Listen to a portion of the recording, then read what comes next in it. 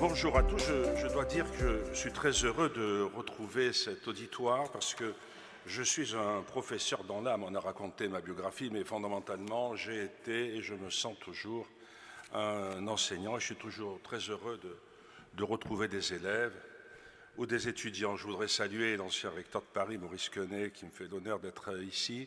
Saluer évidemment Swada Yada, qui est parmi nous, inspectrice générale. Remercier beaucoup le directeur, qui dans cette période d'interrègne, puisqu'il n'y a plus de recteur, vous prenez le pouvoir, faites un coup d'État, qui nous a accueillis, et évidemment Bernard Stirn, secrétaire perpétuel de l'Académie des sciences morales et politiques, académie qui est à l'initiative de ce beau projet de ces conférences avec les étudiants. Donc je voudrais vous parler d'identité et métamorphose. Alors on a dit que j'allais beaucoup parler d'Ovide, mais pas tout de suite, je vais y venir doucement. Quel est le sens de cette question? C'est une question très ancienne et très traversée par la philosophie, mais dont je voudrais dire simplement comment je compte la présenter. La question de l'identité et de la métamorphose se présente comme un contraste entre l'identité, ce qui ne bouge pas, ce qui identifie, ce qui fait la personnalité, la force et l'unité d'une personne, et la métamorphose, qui est au contraire le changement, la mutation, les formes les plus diverses. Et bien évidemment, il y a là une sorte de contradiction entre la certitude et l'incertitude. Et en même temps, il suffit que nous y réfléchissions quelques secondes et nous voyons tout de suite que la question d'identité est inséparable de la métamorphose. Ne serait-ce que parce que nous changeons. Ce que j'étais lorsque j'avais 6 ans n'est pas exactement ce que je suis maintenant, et ce que je serai lorsque j'en aurai 10 ou 20 de plus, si je suis encore là. Peut-être que je serai totalement gâteux, peut-être que c'est déjà le cas que je ne me rends pas compte d'ailleurs, je ne sais pas. Mais en tous les cas, une vie, c'est une mutation permanente, c'est la même personne, mais c'est aussi quelqu'un qui n'est jamais le même. Et toute notre vie, nos rencontres, nos accidents, les événements, les aventures nous changent. Et donc, il n'est pas si évident, au fond, qu'on puisse penser d'identité sans les changements permanents de l'identité. Et évidemment, je parle sous le contrôle de Swada Yada, philosophe, cette question a été énormément traversée par la pensée philosophique occidentale depuis toujours, depuis Platon au minimum. Et nous allons voir avec quelques petits textes rapides ou quelques images qu'en effet c'est une question bien connue.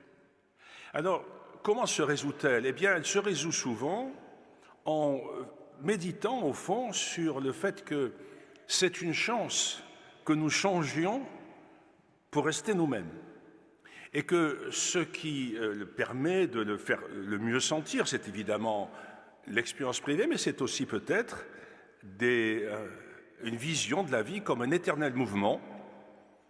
Et cette vision de la vie comme un éternel mouvement, c'est le sujet de l'art, de la peinture, de la poésie. Toute réflexion sur l'homme est une réflexion sur son destin, sur sa méditation par rapport au temps. L'image que j'ai mise ici, qui est à la fois, qui est une vanité, comme on dit, c'est-à-dire, c'est une image qui rappelle que d'un côté, il y a les richesses, les puissances, il y a cet homme très bien habillé avec les bijoux sur la table, il y a aussi le crâne qui rappelle que cette puissance, cet argent, cette magnificence ne durera pas. L'art a réfléchi presque constamment à cette mutation, même dans les natures mortes, ce que les Anglais appellent still lifes. On a une méditation sur le fait que ce qui est figé ne durera pas. Quand vous regardez un tableau, une nature morte, il y a très souvent une fleur dont une feuille commence à se faner, vous avez quelque chose qui indique, qui rappelle plus ou moins la mort ou le destin. Au fond, même la vie immobile dit que la vie n'est pas immobile, même la nature morte dit que la nature est surtout en mutation. Alors, j'ai cité pour commencer un texte extrêmement connu de Pascal que je voudrais juste vous relire et qui résume très bien sa situation, les pensées de Pascal. Je n'ai pas besoin de resituer Pascal auprès des élèves que vous êtes, penseur important, compliqué, génial, et qui jette des notes comme ça sur le papier qu'on a essayé de reclasser par la suite. Celui qui aime quelqu'un à cause de sa beauté, l'aime-t-il? Non, car la petite vérole, c'est-à-dire la scarlatine, enfin quelque chose qui détruit la peau. Car la petite vérole qui tuera la beauté sans tuer la personne fera qu'il ne l'aimera plus. Si on m'aime pour mon jugement, pour ma mémoire, m'aime-t-on, moi? Non, car je puis perdre ses qualités sans me perdre moi-même. Où est donc ce moi qui est ni dans le corps, ni dans l'âme? Et comment aimer le corps ou l'âme, sinon pour ses qualités qui sont point ce qui fait le moi, puisqu'elles sont périssables? Comme aimerait-on la substance de l'âme d'une personne, abstraitement, et quelques qualités qui y fussent? Cela ne se peut, et serait injuste. On n'aime donc jamais personne, mais seulement des qualités. Alors ce texte interroge les contours de l'existence du moi et qu'on ne peut ni situer dans le temps, ni dans le corps, ni dans les apparences physiques, ni même dans des puissances abstraites que sont l'esprit, l'âme, les capacités intellectuelles, puisque tout ça peut changer et bouger sans que la personne change. Alors dès lors, où est la personne elle-même, où est l'identité elle-même, sinon dans cette fluidité, dans ces changements, dans cette instabilité fondamentale qui se fait de qualités éphémères et passagères. Cette manière de présenter les choses est évidemment élargie d'ailleurs à la sphère sociale, puisque déjà dans ce texte, d'emblée, lorsqu'on parle de la question d'identité, on parle de quelqu'un d'autre, celui qui m'aime. C'est-à-dire, il y a toujours une altérité. Je ne suis moi-même que parce que quelqu'un me regarde, m'aime ou ne m'aime pas, ou voit mon changement physique. Et donc Pascal place tout de suite, à juste titre, la question du moi et de l'identité dans son rapport à autrui, dans l'altérité. Et évidemment, c'est le début d'ailleurs de la question de la métamorphose, parce que vous n'êtes pas la même personne quand vous êtes tout seul chez vous le matin dans vos toilettes et lorsque vous êtes avec des amis, lorsque vous êtes ici, lorsque vous êtes des circonstances. L'altérité, l'environnement, autrui, le regard des autres fait que là aussi vous êtes en mutation. Alors, il y a quelqu'un qui l'avait bien traité avant Pascal, d'ailleurs personne à qui Pascal se réfère sans cesse, c'est Montaigne. Montaigne, il essaie de peindre sa vie, de se peindre lui-même, de peindre le moi, l'identité précisément, dont nous parlons à l'instant. Et qu'est-ce qu'il constate? Il constate qu'il n'est jamais lui-même en fait. Moi, cette heure, dit-il, c'est-à-dire à l'instant, et moi tantôt, et moi il y a une heure, nous ne sommes pas le même. Et voilà pourquoi d'ailleurs il est condamné à une réécriture sans cesse des essais, parce que chaque fois qu'il les reprend en main, il constate qu'il a changé d'avis, ou qu'il ne pense plus la même chose, ou que les circonstances l'ont amené à connaître de nouveaux textes, de nouvelles situations qui le font penser différemment. Et du coup, peindre l'être, prêtre d'identité, comme il le dit, c'est pas se peindre soi, c'est peindre le passage, c'est-à-dire le fait que l'être change sans cesse, de jour en jour, de minute en minute. Montaigne se rend compte, parce qu'il veut précisément s'écrire lui-même, parce qu'il cherche son identité, qu'en fait c'est à peu près impossible. Et que la seule vérité du moi qu'il puisse donner, c'est précisément qu'il y en a beaucoup de vérités de ce moi.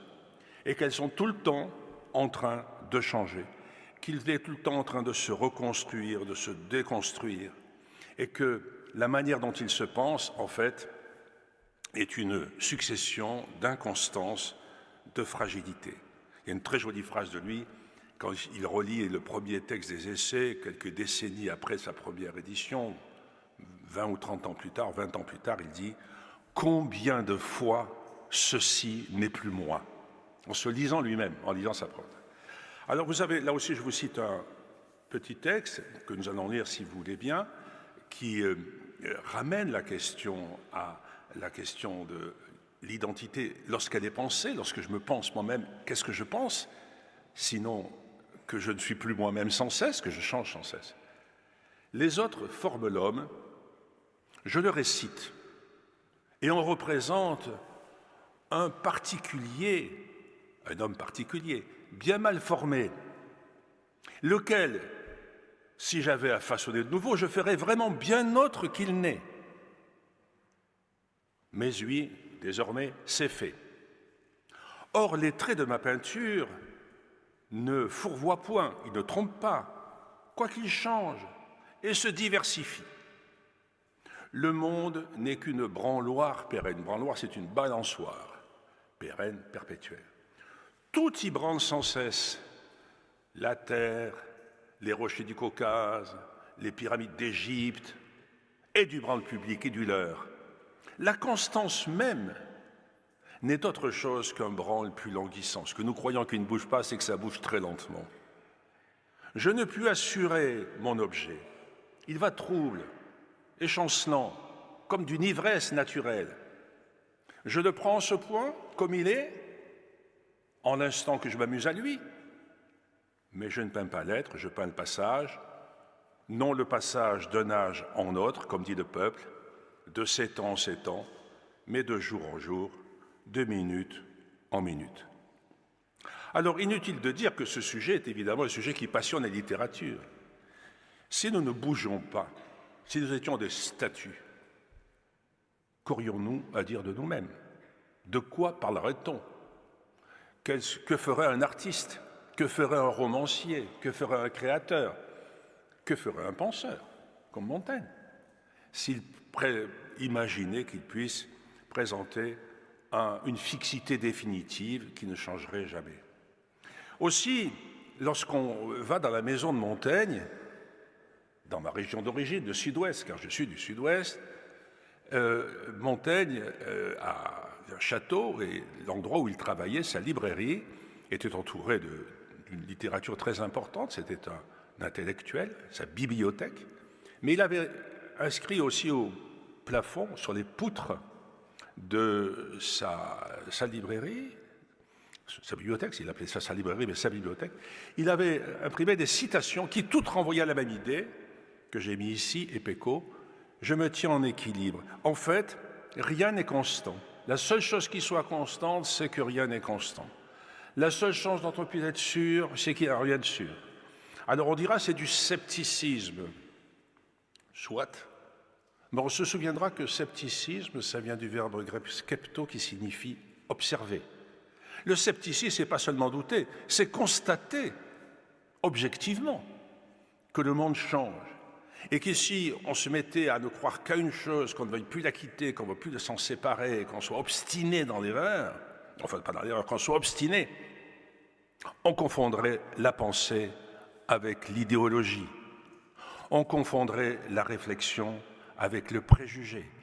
On s'enfermerait dans une certitude. Inutile de se dire que tout ceci est d'une très grande actualité. Accepter que les choses changent, accepter la mutabilité, accepter l'incertitude, c'est plus prudent que de vivre dans des certitudes qu'on veut à tout prix imposer à autrui. Se tenir en équilibre. Alors, ceci aussi se trouvait chez Platon, je tiens à le dire, je ne vais peut-être pas lire tout le texte de Platon, pour dire que ce n'est pas une idée absolument nouvelle, c'est une idée qui a intéressé la philosophie de l'être dès le 5e siècle avant Jésus-Christ et sans doute bien avant, d'autant que, comme vous savez sans doute, pour ceux qui sont en terminale et en philo, les présocratiques, les grands penseurs qui précèdent Socrate, Empédocle, Héraclite, etc., ont tous pensé le mouvement.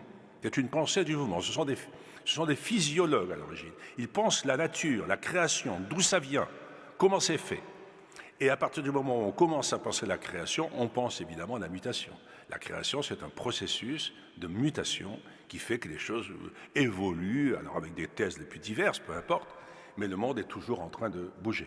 Panta rei, tout coule, disait Héraclite. Tout est une coulée des choses. Donc il n'est pas surprenant que Platon, au reflet du socratisme, le dise. Bien qu'on dise d'un individu, depuis sa naissance jusqu'à sa mort, qu'il vit, qu'il est toujours le même, cependant, en réalité, il ne reste jamais ni dans le même état, ni dans la même enveloppe. Mais il meurt et renaît sans cesse dans ses cheveux, dans sa chair, dans ses os, dans son sang, en un mot, dans son corps tout entier. Et non seulement dans son corps, mais même dans son âme. Ses habitudes, ses mœurs, ses opinions, ses désirs, ses plaisirs, ses peines, ses craintes, toutes ces affections ne demeurent jamais les mêmes. Elles naissent et meurent continuellement. Mais ce qu'il y a de plus surprenant c'est que non seulement nos connaissances naissent et meurent en nous de la même façon, mais chacune d'elles en particulier passe par toutes les mêmes vicissitudes. Ce qu'on appelle réfléchir se rapporte à une connaissance qui s'efface, car l'oubli est l'extinction d'une connaissance. Ainsi se conservent tous les êtres mortels, ils ne restent pas absolument et toujours les mêmes, comme ce qui est divin, mais celui qui s'en va, qui vieillit, laisse à sa place un jeune individu semblable à ce qui était lui-même. Ce qui m'a intéressé dans cette citation, qui n'ajoute pas beaucoup à ce que nous avons déjà dit, c'est la fin. C'est qu'on voit commencer à s'introduire dans la réflexion cette idée du grand tout, c'est-à-dire que le fait qu'on change permet, et qu'on meurt, permet à d'autres de venir. L'idée du cycle de vie qui commence à être introduit.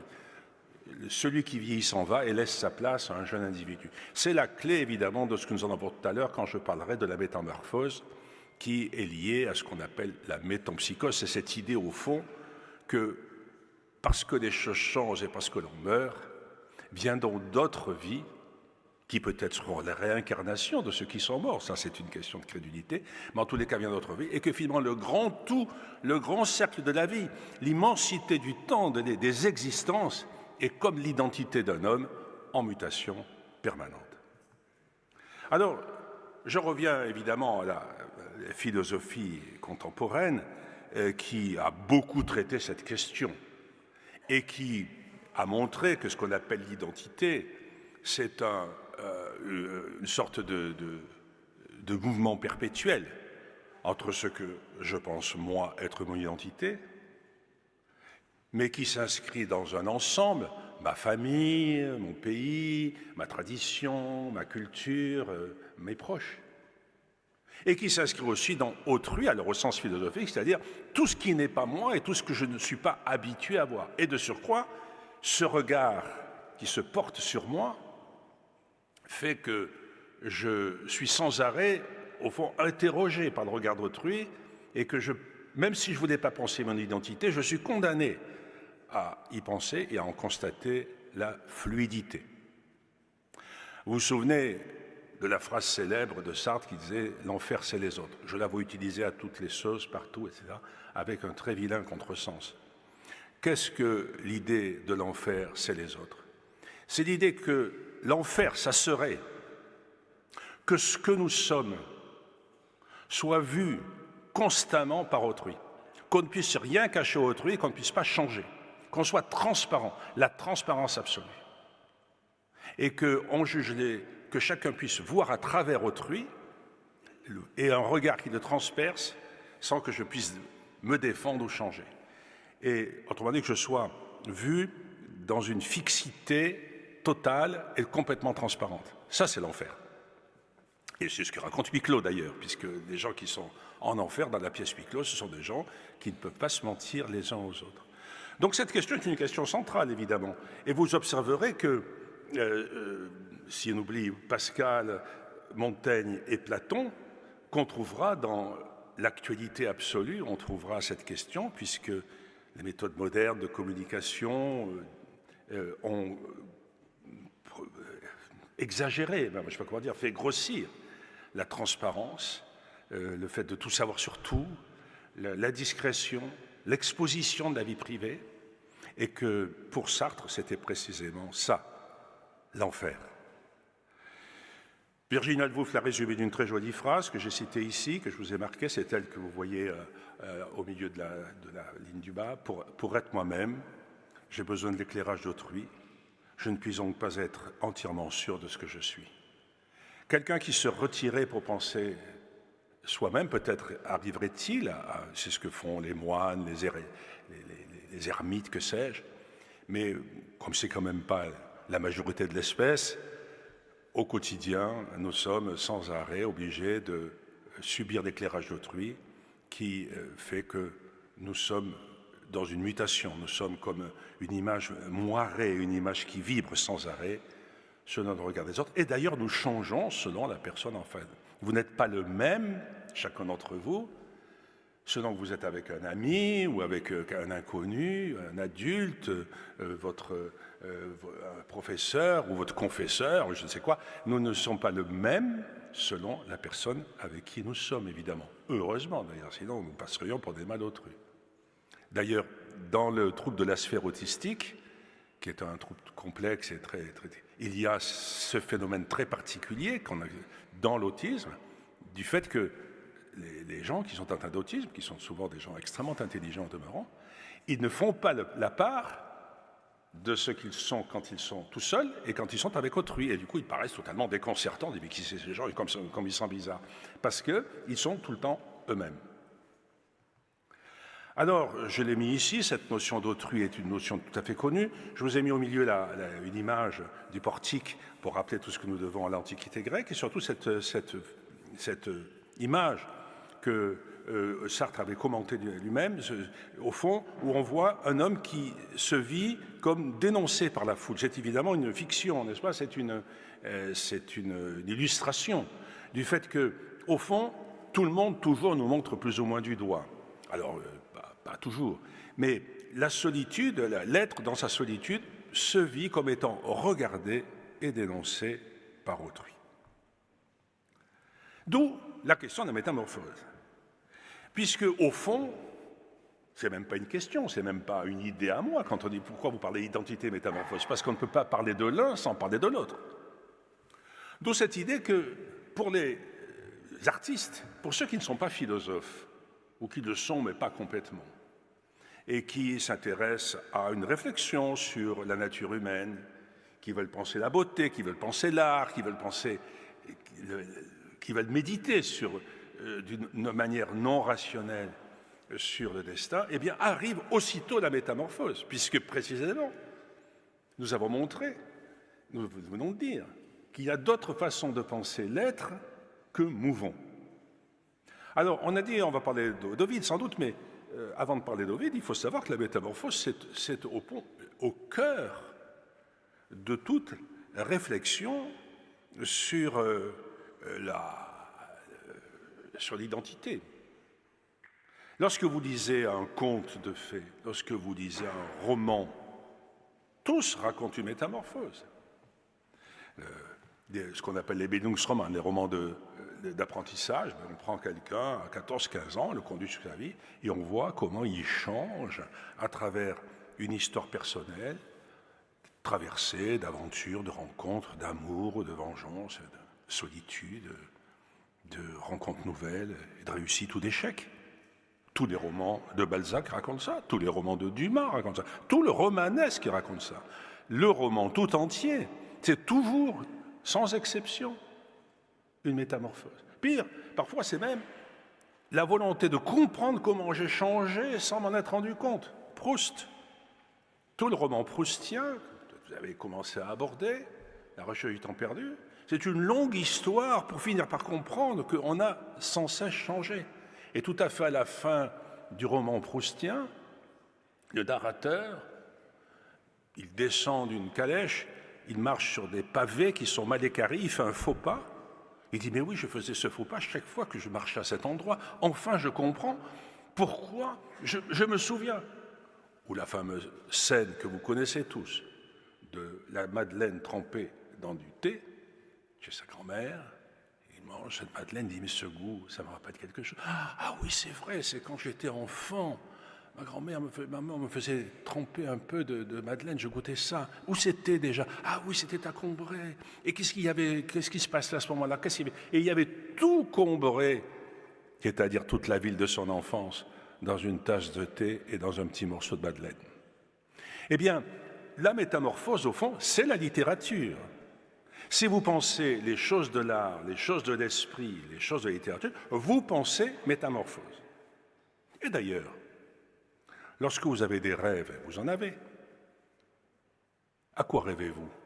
À vous changer, à être un endroit où vous n'êtes pas, à être plus beau ou plus intelligent que vous n'êtes, à pouvoir devenir invisible et aller quelque part, à recommencer du temps qui s'est passé. Vous dites, ah, si je pouvais revenir plus tôt, j'aurais pas fait ça.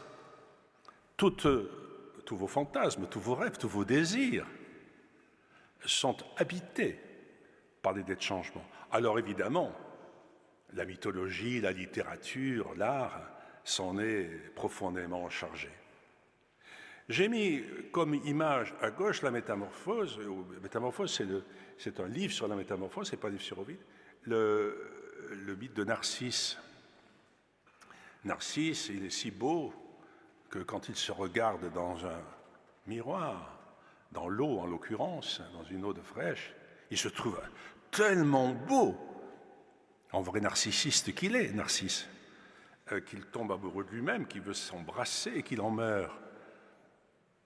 Parce que la Morphose nous dit que si on n'aime que soi, si on ne voit que soi, si on ne veut pas changer et qu'on ne veut aimer que ce que l'on est dans l'instant, on s'y noie, on y meurt. Parce qu'on ne peut pas vivre de n'aimer que soi.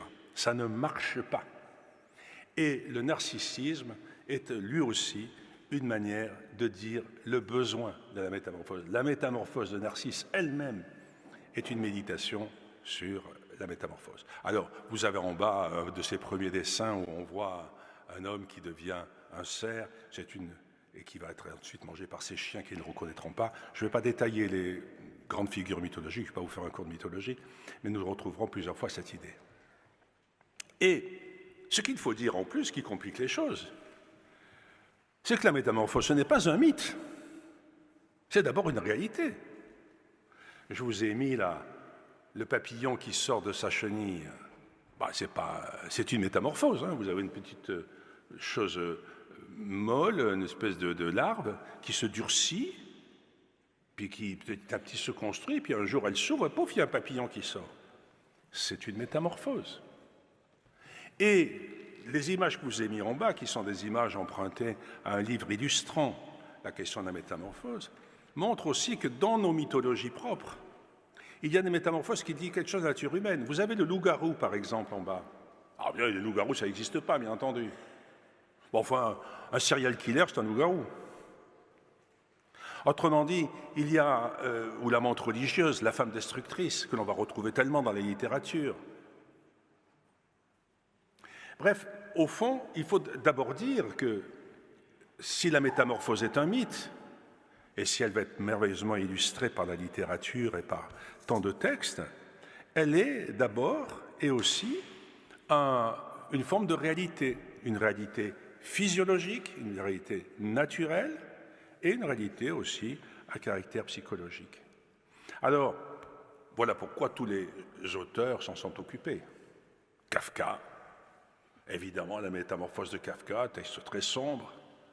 Lewis Carroll, dans Lewis Carroll, que vous avez lu sans doute, ou que vous connaissez un petit peu dans l'Épopée des merveilles, tous métamorphoses. Il y a même une soupe à la tortue qui devient un personnage. Un peu compliqué à faire d'ailleurs. Une soupe à la tortue qui se met à vous parler, à expliquer comment il faut faire. Peu importe, le monde doit être en mutation permanente, les animaux s'échangent, tout le monde court. Ionesco, qui dit quelque chose de très juste sur la métamorphose, c'est qu'elle peut aussi être le risque d'une autre identité pire que la précédente.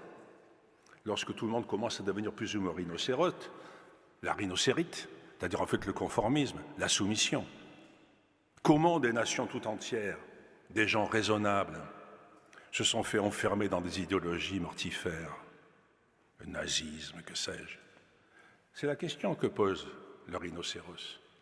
Parce que justement nous n'avons pas assez d'identité, parce que nous ne sommes pas assez nous-mêmes, que nous nous laissons prendre par une entité globale, ce qu'on appelait l'altérité tout à l'heure autrui, et qu'on peut être gagné par cette volonté de s'inscrire dans un grand tout qui est tellement rassurant par rapport à notre immobilité.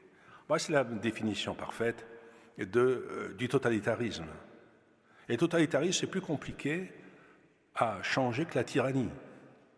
La tyrannie, vous tuez le tyran, il n'y a plus de tyrannie. Dans le totalitarisme, c'est un peu plus complexe.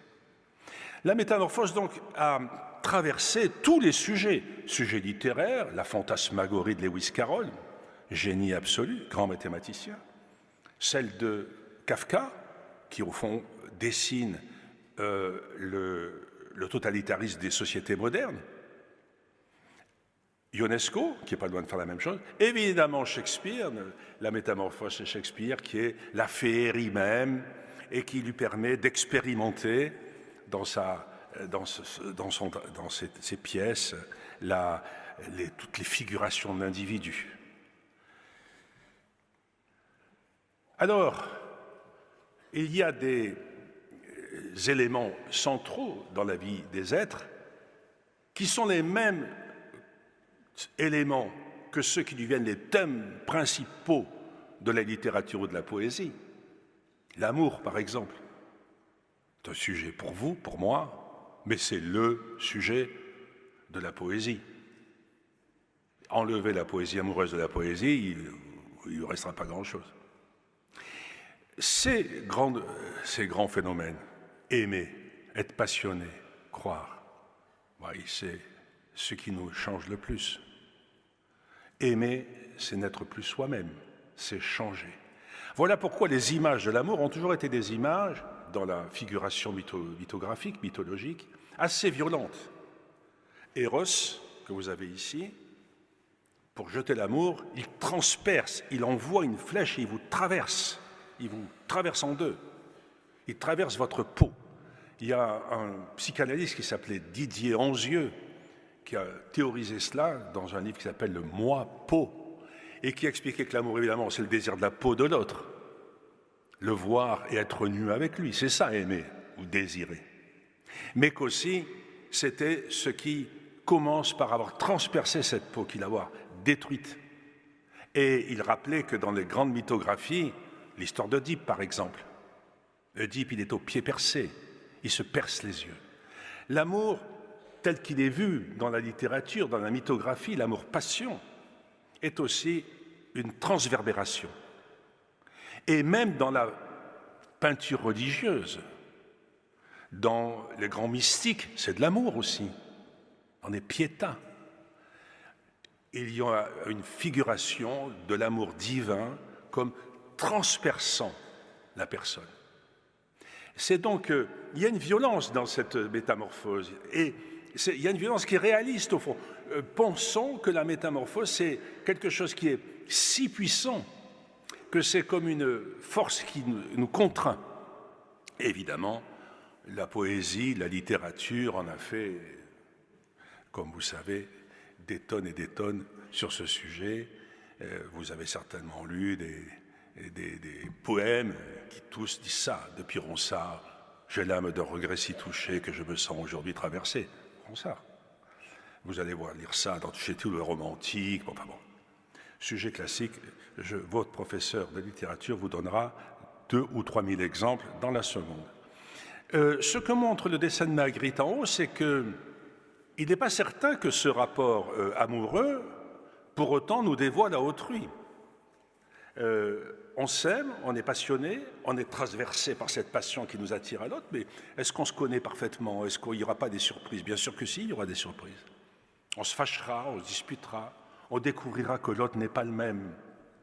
Et le dessin de Magritte montre que cette métamorphose n'est pas sans risque non plus.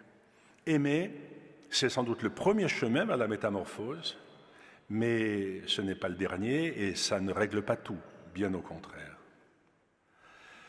Alors, il y a un mythe qu'il a merveilleusement montré, qui est vraiment le mythe de l'identité et de la métamorphose. C'est le mythe de Pygmalion, qui a été très traité par la littérature. Il y a même une pièce de George Bernard Shaw que j'ai mis ici. Pygmalion, c'est un sculpteur solitaire, un célibataire, qui fuit le monde parce qu'il est dans son art, il veut faire sa peinture, il ne veut pas être embêté par les gens, pas de vie domestique, pas d'enfants, mais qui en même temps est seul.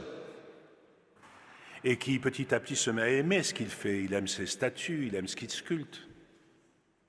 Et il fait une statue qui est tellement belle, dans laquelle il a mis tellement de soin, qu'elle finit par le toucher lui aussi. C'est plus lui qui donne des coups, c'est plus lui qui donne des coups de flèche sur la pierre, c'est la pierre qui le saisit. Et donc Pygmalion se tourne vers Vénus, il fait une prière à Vénus, il dit « Mais est-ce qu'on pourrait transformer cette statue en femme, en chose vivante ?» Et c'est ce qui se produit. L'amour est si fort qu'une fois qu'on est touché soi-même, non seulement il métamorphose moi, mais il peut donner de la vie, de la substance, de la beauté à ce qui n'en a pas. Le mythe de Pygmalion est central. C'est cette idée que quand on aime, on se change soi-même, mais on voit les autres différemment de ce qu'ils sont. Il y a une très célèbre monologue dans Molière où il explique ça, où chacun, quand il aime une femme, il voit toutes les qualités. Il dit, même la naine, petite femme, même la naine est l'abrégé des merveilles des cieux, dit Molière. Donc le mythe de Pygmalion, qui a été illustré, vous le voyez en bas, par Camille Claudel, par Rodin, la sculpture qui est au milieu, en bas, c'est une statue de Camille Claudel. Ce mythe est très important pour avancer dans notre réflexion. Alors j'ai remis ici Narcisse, mais j'ai surtout mis Io et Europe. Io, c'est une jeune fille qui a été métamorphosée en vache. Et Europe, c'est Zeus qui se transforme en vache pour emmener quelqu'un. Vous me dites, mais vous vous intéressez tellement aux vaches que ça? Non. C'est pour dire que la métamorphose non seulement change l'individu, il change autrui qui peut passer de l'état de pierre à l'état de beauté absolue et de vie, mais il interfère aussi entre les espèces. Je peux devenir vache, comme je peux devenir un élément naturel. Le début de cette... Alors c'est de la mythographie, bien sûr, mais l'idée qu'il n'y ait pas de césure entre les diverses espèces est une idée intéressante et qui va nous permettre de progresser sur la question d'identité de la métamorphose. Alors Io, c'est une histoire épouvantable. C'est une jeune fille qui... Alors elle est très connue des amateurs de mots croisés, parce qu'il y a toujours... On lui trouve des... C'est une jeune fille qui ne demande rien à personne, dont Zeus tombe follement amoureux, qu'il désire, et comme la femme de Zeus, Héra, Athéna, est très jalouse, elle a de quoi, puisque dans les métamorphoses, Jupiter passe son temps, c'est un violeur compulsif, il passe son temps encore auprès de toutes les filles, elle la transforme en vache. Et donc cette pauvre fille, et en plus non seulement elle la transforme en vache, mais elle envoie sur elle un taon, un animal qui la pique sans arrêt et qui la pousse à courir partout. Pauvre fille, elle n'a rien demandé de tout ça. Et pire encore, comme les vaches, c'est difficile d'expliquer à sa famille ce qui vous est arrivé. Il y a une scène très étrange où Io est devant son père, et son père regarde cette vache, il dit, mais je ne vois pas qui c'est. Et Io, qui est dans la vache, qui voudrait bien parler à son père, mais si elle essaie de parler, elle bug, elle ne peut rien parler, il ne peut pas la saisir. Et donc la métamorphose est dure parce qu'elle a fait changer de conditions physiologiques et elle a changé complètement la possibilité de l'échange entre des personnes. C'est une métamorphose qui a été très citée comme exemple de la violence des dieux sur les hommes, d'ailleurs, Io. Elle a été utilisée même par les surréalistes, il y a un texte de Breton à son sujet, très juste, mais ça dit quelque chose. Quant à les métamorphoses de Jupiter, donc Jupiter, il se transforme en tout ce qu'on voudra, en cygne, en aigle, en taureau, etc. Vous me direz, c'est de la mythologie. C'est de la mythologie, nous sommes d'accord. Mais tout de même, nous allons voir tout à l'heure que ça a un sens. Exemple plus intéressant encore, c'est Daphné. Daphné, elle est poursuivie par Apollon, il tombe amoureux d'elle, il la trouve si belle, cette fille, et il va à tout prix la saisir, la posséder. Daphné n'en a aucune envie. Et donc elle court, elle fuit. Et Apollon la poursuit. Apollon, c'est Apollon, hein, c'est un dieu, il va vite. Et alors elle sent le souffle d'Apollon qui est sur son cou, comme ça, elle dit, mon Dieu, mon père. Elle appelle son père, Daphné, qui est un fleuve Péné, mais qui est un fleuve divinisé. Elle dit, si je suis vraiment de votre sang, si je suis vraiment votre fille, empêchez que je sois saisie, violée, pour parler clair, par Apollon. Et rendez-moi, laissez-moi vivre sous une autre nature. Et hop, elle devient le laurier. Vous avez à gauche une magnifique statue du Bernin qui se trouve à la Villa Borghese à Rome et qui se trouvera d'ailleurs au mois d'octobre au musée Jacques Marandré, propriété de l'Institut français, puisque la première exposition que nous y ferons sera tous les trésors de la Villa Borghese, pendant qu'il y aura des travaux à Rome. Et donc, cette magnifique statue, il faudra la voir en tournant, on voit Daphné devenir une plante, on voit ses pieds, vous le voyez à gauche, on voit ses pieds qui deviennent des racines, on voit ses mains qui deviennent des feuilles. On dit même, c'est pas vrai, mais enfin on dit même que lorsqu'on marche près de la statue, si on fait un peu de bruit, la statue bouge un peu, on entend les mains qui vibrent un peu comme si c'était des vers qui se touchaient. C'est une mythologie énorme que celle de Daphné, dont je n'ai pas le temps de dire quelque chose, mais qui nous fait avancer vers la vérité. Parce qu'une fois qu'elle est devenue un laurier, elle se tourne vers Apollon, et Apollon lui dit « Mais je ne peux pas te posséder, mais qu'est-ce que je t'aimais tellement ?» Et Apollon va transformer le laurier en symbole de l'apollinisme. Ça sera la couronne de ceux qui sont récompensés, des grands poètes, et elle sera honorée à tout jamais. Elle a, plutôt d'être possédée une fois, Daphné sera immortelle sous la forme du laurier, qui sera la plante des vainqueurs, des gagnants, des récompensés, les palmes de tous ceux qui ont réussi. Elle a gagné son immortalisation, tout en étant aimée à jamais par celui qui l'aurait possédée une fois et abandonné, puisqu'Apollon c'est un coureur, au sens propre et au sens figuré. Ainsi, on comprend ce qui se dessine dans toute cette idée, et que déjà sentait Platon, c'est que cette métamorphose, qui est à la fois la réalité physiologique, la réalité psychologique, la réalité sociologique, puisque c'est au fur et à mesure que nous rencontrons des gens que nous changeons, c'est aussi une réalité qui explique l'histoire du monde, sa mutation permanente, cette possibilité de passer d'un état à un autre, de passer dans l'état animal, l'état végétal, que tout se tient au fond. Et que lorsque l'on touche à un élément, quel qu'il soit, de cette grande métamorphose qu'on appellera l'univers, on ne touche pas à quelque chose qui est séparé, ça a toujours une conséquence. Salir une source, détruire un arbre, maltraiter un animal, on pourrait croire que c'est quelque chose, un acte séparé, pas du tout. C'est une atteinte au grand tout. Et ce que nous dit l'écologie aujourd'hui, ce que nous disent les modernes sur le respect de l'environnement, sur l'interdépendance des décisions humaines et de la nature, sur notre risque d'épuiser la nature, sur notre folie d'avoir détruit autour de nous des arbres, d'avoir détourné des fleuves, d'avoir supprimé des espèces. Ce n'est pas contre les arbres, les fleuves, les espèces que l'on fait, c'est contre nous. Nous nous sommes détruits parce qu'il y a un grand tout, parce que tout va ensemble. La métamorphose englobe tout. Nous sommes un élément de la métamorphose. L'identité humaine est au milieu, ce cœur formidable et bougeant sans cesse, qui est la nature, ce qu'on appellera le pananimisme. Alors c'est ce que dit en effet le prophète de Samos, Pythagore. Je disais tout à l'heure les présocratiques. Pythagore en est un. Grand mathématicien, théorème de Pythagore. Vous connaissez Pythagore à cause des mathématiques. Grand philosophe aussi, en tous les cas, supposait-elle. À la fin des Métamorphoses d'Ovide, dont je vais dire un mot tout à l'heure, qui est une gigantesque œuvre, 15 000 vers,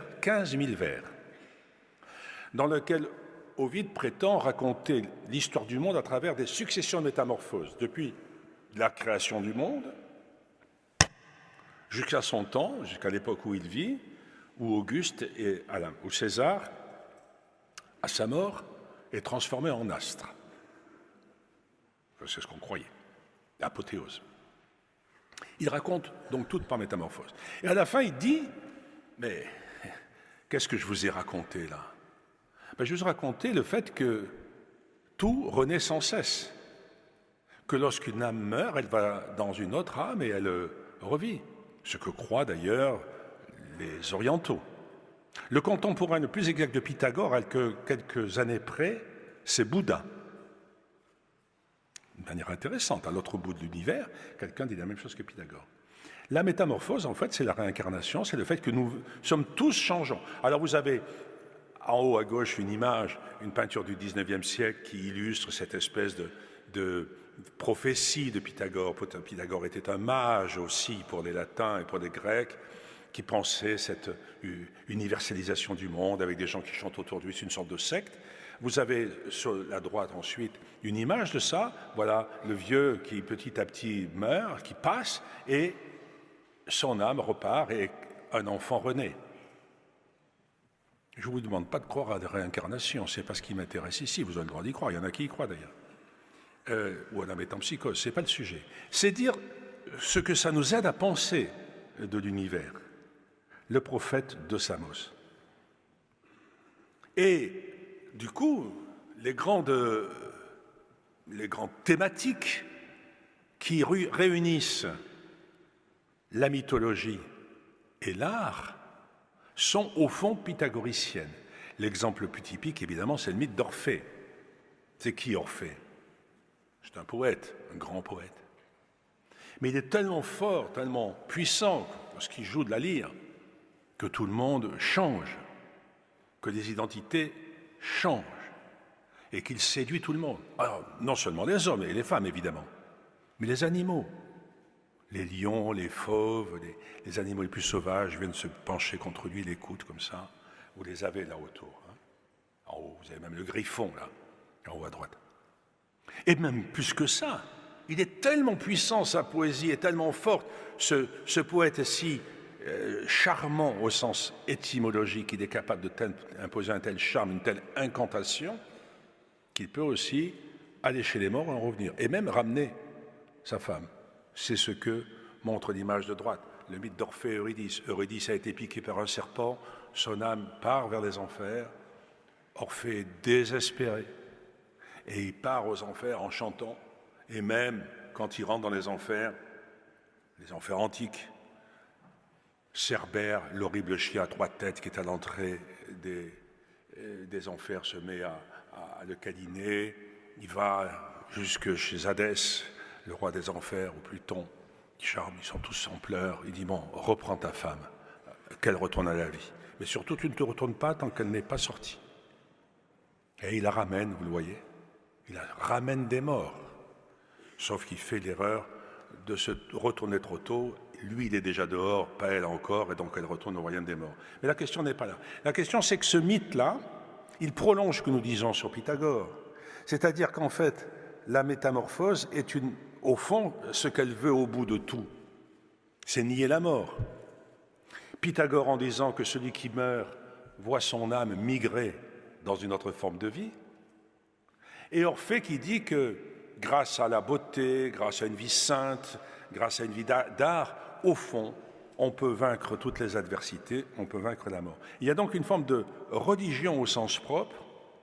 L'étymologie est très discutée, mais enfin, c'est une des étymologies possibles, de religio, de rassemblement, de relier. Les choses se relient, la mort et la vie se relient à travers l'artiste.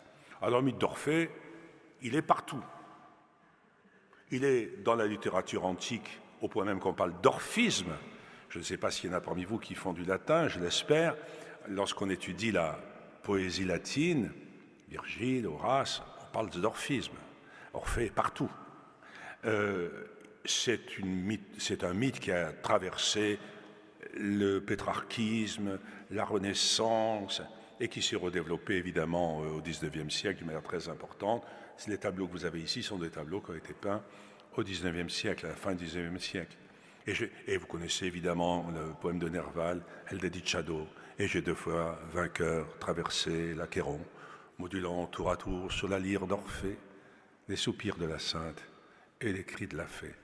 Cette mythologie, pourquoi est-ce qu'elle a tellement réussi? Parce que les poètes du XIXe siècle se croyaient capables de faire remonter les morts, évidemment, qui n'en pensaient pas un mot. Et d'ailleurs, ils pouvaient bien constater que ça ne marchait pas. Mais parce que le mythe dit la puissance de l'art pour comprendre que l'identité se fait dans la métamorphose et que la métamorphose, c'est le respect de toute forme de vie, et y compris la capacité à dépasser la mort. Alors, il y a quelqu'un qui l'a beaucoup théorisé, c'est Victor Hugo. Alors, on se moque beaucoup de Victor Hugo au XIXe siècle, on a tout à fait tort, c'est un poète absolument majeur. Les contemplations, c'est une méditation sur ce qui lui manque, en particulier, c'est très lié à la mort de sa fille, Léopoldine. Il est en exil, Victor Hugo. Il essaie de faire le bilan de ce qu'il a traversé. Et le dernier chapitre s'appelle Pauca Meae, c'est-à-dire des petites choses sur celle qui fut mienne, sur la mienne, c'est-à-dire sur ma fille. Et dans cette méditation, il retrouve la pensée antique, la pensée ovidienne, virgilienne, l'orphisme. Non. Tout est une voix et tout est un parfum. Tout dit dans l'infini quelque chose à quelqu'un. Une pensée emplit le tumulte superbe. Dieu n'a pas fait un bruit sans y mêler le verbe. Tout comme toi gémit ou chante comme moi. Tout parle. Et maintenant, homme, sais-tu pourquoi tout parle? Écoute bien. C'est que vent, onde, flamme, arbre, roseau, rocher, tout vit, tout est plein d'âme. Donc on voit comment a été jusqu'au bout du mythe, du pananimisme, du fait que la grande identité est peut-être la seule, c'est l'univers tout entier dans lequel nous sommes qu'un élément du grand tout, et que tout est plein d'âme, tout est animé au sens latin, tout contient une anima, une pneuma pour les Grecs. Les Grecs distinguaient pneuma en tant que c'est le souffle actif et psyché, l'âme en tant qu'abstraction. Les latins aussi d'ailleurs. Ils considéraient que le souffle qui se réincarne, c'est spiritus, le souffle, spiro, je respire, et l'âme en général, c'est anima. Alors, j'ai mis ici quelques exemples encore de la place qu'occupe dans la mythologie la métamorphose liée à l'amour qui tourne mal, notamment Jason et Médée. Médée est très amoureuse de Jason, Jason est sauvé par elle parce que Médée c'est une magicienne, mais Jason finit par la quitter, la laisse sur une île, et Médée, pour se venger, tue ses propres enfants. Donc il y a une très grande violence derrière cette métamorphose de la passion. J'ai donné d'autres exemples. Je reviens à l'image d'Orphée et d'Eurydice, et d'autre part, Hippolyte et Phèdre, pour vous rappeler que toutes ces thématiques se trouvent évidemment dans la littérature classique extrêmement présente. Et tout ça, évidemment, aboutit à une réflexion sur ce que nous sommes. C'est quoi notre identité? Si on en croit tout ce que nous venons de dire, eh bien, nous sommes humains, bien sûr, mais nous participons beaucoup aussi de l'animalité. D'ailleurs, quand on veut faire des métaphores sur nous-mêmes, nous renvoyons à l'animalité. Nous sommes lions, nous sommes chats, nous sommes souris. Je voudrais me faire une petite souris. Notre lexique dit que nous nous pensons souvent comme un élément de l'animalité, mais que ça dit plus que ça encore. Et dans la métamorphose d'Ovide, si je peux dire, on devient ce que l'on est. Vous avez été dur, méchant, impitoyable, vous deviendrez rocher. Vous avez été cruel, sanguinaire, vous deviendrez une hyène. Vous avez pleuré parce que vous êtes tombée amoureuse de votre père et que vous ne pouvez pas faire cet inceste. Vous pleurez toute votre vie d'un amour que vous ne pouvez pas, que vous ne devez pas accomplir. Vous deviendrez Mira, un arbre qui pleure sans cesse en donnant des odeurs. Bref, la métamorphose vous fera devenir ce que vous êtes. Et au bilan de votre vie, votre identité existera quand même, puisque vous deviendrez ce que vous avez voulu être au fond, ce que vous avez choisi d'être. Vous savez, Oscar Wilde a très bien résumé ça dans un roman qui s'appelle « Le portrait de Dorian Gray ». Très joli texte, grand roman qu'il a fait connaître, tout le monde situe Oscar Wilde, je pense, ici, dans cette salle, qui est connu pour les malheurs qu'il a eus à la fin de sa vie, puisque son homosexualité, à cette époque, à la fin du XIXe siècle en Angleterre, l'a conduit à être allé en prison, où il a écrit un très joli texte qui s'appelle De Profundis, où il évoque la passion qu'il avait pour son amant, pour son ami. Mais avant tout cela, ça a été un homme extrêmement fêté. Et son premier roman s'appelle Le portrait de Dorian Gray. Et c'est quoi le portrait de Dorian Gray? C'est quelqu'un qui croit que rien ne le touche. Voilà quelqu'un qui croit à l'identité de Dorian Gray. Et qui, lorsqu'il est jeune, fait faire de lui un magnifique portrait. Voilà le portrait de Dorian Gray, très beau. Et sa vie se déroule, et évidemment, la vie de Dorian Gray contient ses turpitudes, ses horreurs, ses échecs, ses trahisons. Enfin, il est comme tout le monde, il n'est pas si bien que ça, il est mis en bibette lui aussi. Et il croit qu'il est intouché, et un jour, il ouvre le placard où se trouve son tableau, et son tableau s'est mis à ressembler à son âme. Ce n'est plus du tout un beau garçon qui est sur le tableau, c'est un horrible type, vérolé, détruit, hideux, qui a mis sur son visage tous les malheurs de sa vie. À la fin de sa vie, on ressemble à ce que l'on a été, dit Oscar Wilde, ce qui est d'ailleurs devenu un proverbe. Les grandes fêtes antiques, j'arrive vers la fin, les grandes fêtes antiques, les grandes fêtes de la mythologie romaine et grecque, mais c'est vrai dans toutes les religions, ont parfaitement saisi cela et elles ont introduit dans le calendrier des fêtes des moments d'inversion, où on devient à moitié bête, où on fait comme si on l'était, où les esclaves se mettent à donner des ordres aux maîtres et les maîtres sont des esclaves, ce qu'on appelle des fêtes d'inversion. Les plus célèbres chez les Grecs, c'était les Saturnales, qui se tenaient à la fin de l'année, c'est-à-dire au moment du solstice d'hiver, au moment du jour le plus court de l'année. Et c'est pour cela que les religions modernes, et en particulier le christianisme, a placé les fêtes de Noël au même moment. Les dates des grandes fêtes modernes enfin, de notre ère chrétienne, sont placées au même moment que les grandes dates des fêtes païennes. Les Saturnales. Mais c'est quoi les Saturnales? C'est que pendant quelques jours, tout le monde devient bête, au sens propre. Chacun fait ce qu'il veut. Beuverie, violence, sexualité débridée, orgie, tout ce qu'on voudra, la pagaille. Ça a été assez canalisé par la suite. Enfin, c'est l'image qu'on en a, bacchanale. Parce qu'il faut régulièrement, pour éviter que ça se passe vraiment, il faut des moments où tout le monde se défoule. Donc ils avaient tellement conscience de ce que nous disions sur la fusion entre l'animal et l'homme, que de temps en temps on disait, bon, soyons animaux pendant quelques jours, et après on redeviendra normaux.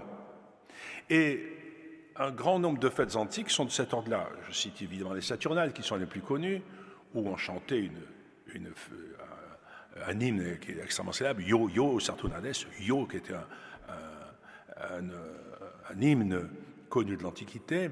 Je vous l'ai mis d'ailleurs en latin. Yo Saturnalia, venite tuam cursus, nolite donum oblivisci. Surtout, n'oubliez pas d'amener quelque chose, n'oubliez pas de faire un cadeau, comme on le fera à Noël ensuite. Le religieux, autrement dit, pour les anciens, c'est la fusion du vivant et du mortel. Les Romains, je le disais tout à l'heure par allusion, je vais le redire plus nettement, les Romains, sur le mot religio, se posaient la question de l'étymologie. Ça vient d'où, religio? Ils hésitaient entre deux étymologies. Une qui disait, ça vient de legere, relier. La religion, c'est ce qui relie les hommes et les dieux. Oui, c'est vrai, c'est ça. Quand on est devant les dieux, on se relie, on essaie d'entrer en contact avec les divinités. Mais il dit, ça peut être aussi, possible aussi, tout à l'inverse, de, non pas relegere, mais relegare, reléguer. Et la religion, c'est au contraire vis-à-vis de quoi il faut se méfier, il faut se mettre en retrait. Je crois que les deux étymologies étaient comprises conjointement par les anciens, c'est ce que montrent les textes d'ailleurs. Ils pensaient au fond que le religieux, c'était la fusion à la fois de se relier avec les dieux, devenir un peu Dieu, et en même temps ne pas en être, se méfier. La religion, au fond, elle interroge cette métamorphose globale dans laquelle notre identité est perdue, que j'ai appelée tout à l'heure le pananimisme. Tout est animé, le monde global est interdépendant, nous vivons dans une unité à laquelle nous ne pouvons pas attenter sans nous nuire à nous-mêmes. Eh bien, pour conjurer cela, la religion fait des sacrifices, essaie de relier le monde extérieur à nous et nous-mêmes pour éviter que nous affrontions. Autre exemple est Lupercal. Alors ça vous dit rien, Lupercal. Pourtant, ça se passe le 14 février. Ça vous dit quelque chose, le 14 février? C'est la fête des amoureux. Eh bien, c'est la fête des amoureux parce que c'était Lupercal. Et c'était une fête tellement païenne qu'il y a un pape un jour qui a dit « ça suffit Lupercal, ça sera la fête des amoureux » et qui a décidé de supprimer Lupercal. Alors Lupercal, c'est un truc très étrange. Les jeunes hommes se mettaient complètement nus, là, alors on lui a mis un petit pagne pour faire plus convenable, mais c'était vraiment à poil. Ils tiennent des lanières de cuir empruntées à des boucs, parce qu'ils vont se conduire comme des boucs, et en hurlant, comme feraient des bêtes sauvages, dans des rires sauvages, ils courent dans les rues pour fouetter tous les gens qu'ils rencontrent, et en particulier les jeunes femmes qui espèrent ainsi être fertiles, avoir des enfants. Une fête tout à fait bizarre, sur laquelle il a été beaucoup écrit. Mais qu'est-ce qu'elles disent ces fêtes? Elles disent exactement ce que nous sommes en train d'expliquer, que pour que la fertilité humaine continue, pour que l'humain continue, il faut qu'il soit sauvage, il faut la bestialité, il faut le rut même, c'est-à-dire il faut la bestialité du moment où l'on va enfanter, la bestialité du rapport sexuel même, on peut dire. Et donc cette violence-là, il faut qu'elle se défoule pendant un moment, et le pape qui a décidé que le 14 février devait la fête des amoureux, il avait raison. C'était bien la fête de l'amour physique qui était faite par Lupercal. Lui a transformé ça en amour plus convenable, voilà, le respect des uns, la tendresse que l'on a vis-à-vis des autres. Très étrange fête que Lupercal. J'en ai donné quelques exemples, je le trouve partout. Et même, comme vous le voyez en bas, les jeunes, disait-on, c'est la mythologie, pendant le moment où ils couraient, ils devenaient à moitié boucs. C'est les fêtes de février. Les fêtes de février, ça vient de fébraris, fébé, c'est une racine qui renvoie à la purification. On purifiait, il fallait se purifier, hein, puisque chez les Romains, le premier jour de l'année, c'était le 1er mars. Donc on terminait par des fêtes de purification. Alors, du coup, on arrive à notre fin, on a compris ce que c'est que le mythe. C'est tout ce qui commence par re. Renaître, revivre, retourner en arrière, restaurer, réintégrer. C'est re. D'ailleurs, à défaut de croire la mythologie romaine, ou votre orateur du jour, regardez les affiches qui vous invitent à partir sous quelques îles paradisiaques, vous savez, les marchands d'îles, de Seychelles, je ne sais quoi, en fait, toutes ces choses-là, revivre, renaître. L'idée, c'est que le mythe, c'est ce qui vous permet de ne pas rester que ce que vous êtes. Le contraire du mythe, c'est l'identité, si je puis dire. C'est n'être que soi tout le temps. Chaque fois que vous avez ce préfixe du retour, ou de la régression d'ailleurs, passer d'homme à animal, vous avez cet itératif. Cette mythologie s'est conservée très longtemps. Orphée, oui, d'un côté, mais là, je vous mis une photo d'un poète russe, Pouchkine. Même attitude, même rêve. Le poète essaie de revivre, de renaître, de repenser, de reconstruire, de faire ressusciter ce qui n'était pas. Et au fond, le poète est toujours en train de proposer que le monde change, que le monde se métamorphose. D'où le mystère du vivant, qui est au fond ce que les penseurs... J'ai mis ici des textes, le mystère du vivant de Jual ou le texte de Stephen Jay Gould, qui sont des savants, des spécialistes de sciences exactes. Et j'ai mis à côté le travail d'Ariane Biléran sur la mythologie vivante, qui s'appelle Psyché. Eh bien, curieusement, quand vous lisez un livre de Stephen Jay Gould sur ce qu'est le vivant, scientifique, J'explique ça avec... Ou quand vous lisez Psyché, vous lisez la même chose. Sauf que l'un vous le dit à travers des argumentaires de savants, et l'autre vous le dit en vous racontant l'histoire des mythologies et des croyances. La science et la croyance sont d'accord sur le fait que pour penser l'identité, il faut penser la métamorphose. Et je vous ai mis ici une citation latine, ce n'est pas pour vous impressionner, mais c'est parce que j'ai beaucoup parlé d'Ovide indirectement. Cette statue que vous voyez, c'est celle d'Ovide supposée, puisque Ovide, il a été exilé à la fin de sa vie, très brutalement par l'empereur Auguste. On ne sait pas pourquoi exactement. Mais je crois qu'il a été exilé parce que tout ce que Auguste détestait, Ovide le disait. Auguste, il vous disait, il n'y a que moi, il y a l'ordre, il y a la restauration, il y a la puissance, il y a un seul empereur. Et Ovide disait, mais pas du tout.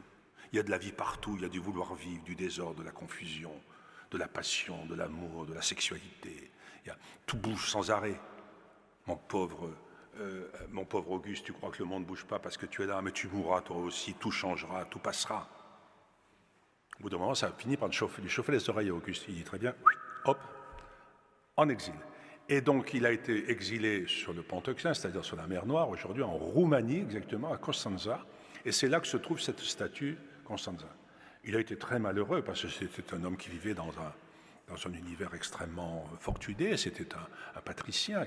Il s'est retrouvé tout seul, perdu dans ce pays froid, soumis aux attaques des nomades. Enfin, il a été très malheureux, il est mort là-bas.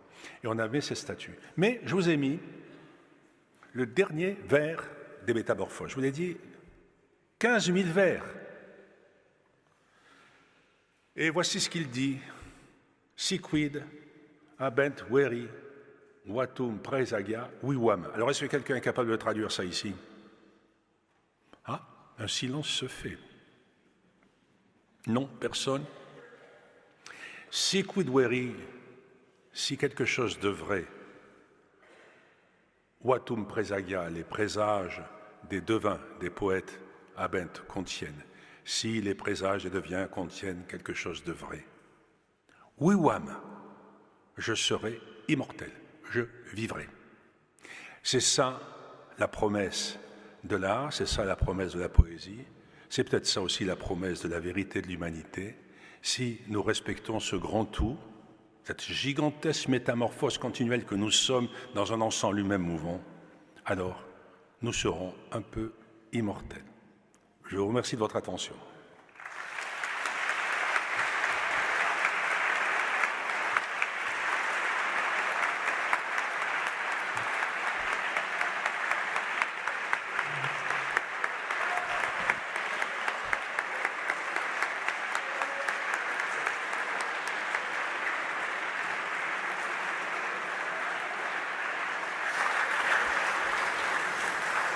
Je crois que vos applaudissements le montrent. Je crois que vous avez été, vous aussi, transformés par ce grand voyage littéraire, mythologique, étymologique et sensible dans ce grand tout. Alors, il y avait beaucoup de références. Ne vous inquiétez pas, vous retrouverez tout dans le diaporama que nous mettrons en ligne et, si le chancelier le permet, peut-être dans son texte aussi. Et maintenant, c'est à vous de vous exprimer, de questionner Xavier Darcos sur identité, métamorphose, au présent, au passé. À vous la parole, des micros circulent. Alors, y a-t-il des questions? N'hésitez pas. Ou des éclaircissements, ou des avis.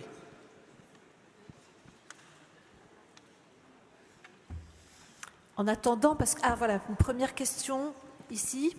Il faut que je mette mes lunettes, parce que la métamorphose, c'est aussi vieillir et ne plus voir. Alors, attendez, je crois qu'on vous donne un micro. Le micro approche. Levez-vous pour qu'on vous voit bien et posez la question en vous présentant, si vous voulez, ou le lycée d'où vous venez. Combien de temps ça vous a pris à arriver à cette réflexion? Comment? Combien de temps ça vous a pris à arriver à cette réflexion et comment vous avez fait? En fait, il m'est arrivé quelque chose d'étrange lorsque j'étais lycéen, c'est que j'étais plutôt tourné vers les sciences. Ça m'a bien passé depuis, je suis devenu complètement complètement nul en maths. Mais en classe de seconde, un professeur de latin, dont je me souviens encore du nom, qui s'appelait M. Jean-Noël Michaud, qui est un normalien, qui était arrivé dans la ville de Périgueux, petite ville, dans le lycée de l'époque. Nous sommes dans les années 60. Je peux vous dire que c'était vraiment une machine à compacter tous les désirs de liberté, etc., qui m'a fait lire les bucoliques de Virgile. Et j'ai découvert cet univers pas du tout sclérosé, où il semblait aller de soi que les hommes parlent avec des plantes, ou des animaux circulaient, où on pouvait chanter les géorgiques. Virgile a aussi écrit un grand livre sur la paysannerie, où les gens discutent. J'ai dit, mais c'est merveilleux ce monde, c'est tellement différent de ce lycée où on avait tous des blouses grises qui puaient l'urine et la soupe aux choux. Enfin, je détestais le lycée, en fait. Et j'ai découvert cette sorte de naturalisme à travers Virgile. Et je ne l'ai plus quitté. Voilà. J'ai lu les poètes latins. Et ensuite, j'ai été cagneux, comme tout le monde. Et puis, je m'ai fait travailler sur Ovide et je continuais. Voilà. Et ce sujet m'a toujours intéressé.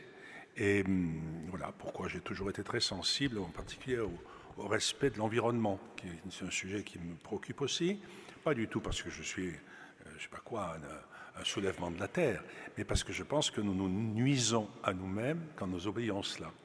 Moi, je pense qu'il y a du vivant partout. Et vous devez être vous-même, d'ailleurs, vous le savez au fond qu'il y a du vivant partout. Quand vous êtes dans un lieu très émouvant, très beau, quelque chose de l'ordre du divin vous habite un moment. Vous ne le savez pas, mais c'est ça quand même. Et on peut le dire différemment. Chaque fois qu'on est dans un site qui a été très important pour la spiritualité humaine, si un jour, ce que je vous souhaite, vous allez par exemple à Delphes, en Grèce, si vous allez dans les grands temples du nord de l'Inde, si vous allez dans des sites au fond de la brousse africaine, dans certains endroits qui sont consacrés pour des vaudous, etc., ou si vous allez tout simplement dans les endroits où se trouvent nos plus beaux monastères, ce sont toujours des lieux habités. Toujours. Et il se passe quelque chose. Ils ne sont pas venus là par hasard. Ce n'est pas pour rien que les gens se sont mis là. Et ils sont restés d'ailleurs, puisque les lieux sacrés, les sources sacrées des Grecs ou des Romains, etc., sont toujours des endroits où vous avez des ermitages, des abbayes ou des temples. Donc c'est ça qui, au monde, m'a poussé à continuer à travailler à cela, à lire. Puis, vous savez, je suis un vieux prof, moi, hein, donc j'étais obligé de lire. Et surtout quand j'étais prof de Cagne, vous le verrez peut-être, le programme changeait tous les ans. Vous en savez quelque chose, mes chers collègues.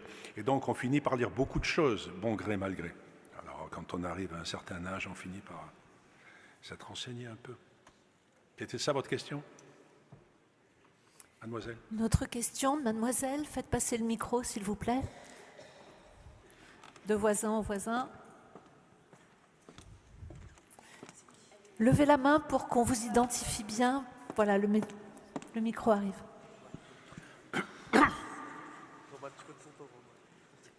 À un moment donné, vous avez dit que la littérature, ça permettait de se transformer. Mais ça veut dire que selon vous, si on ne lit pas, qu'on n'est pas sensible à la littérature, on ne se transforme jamais et donc on ne vit jamais.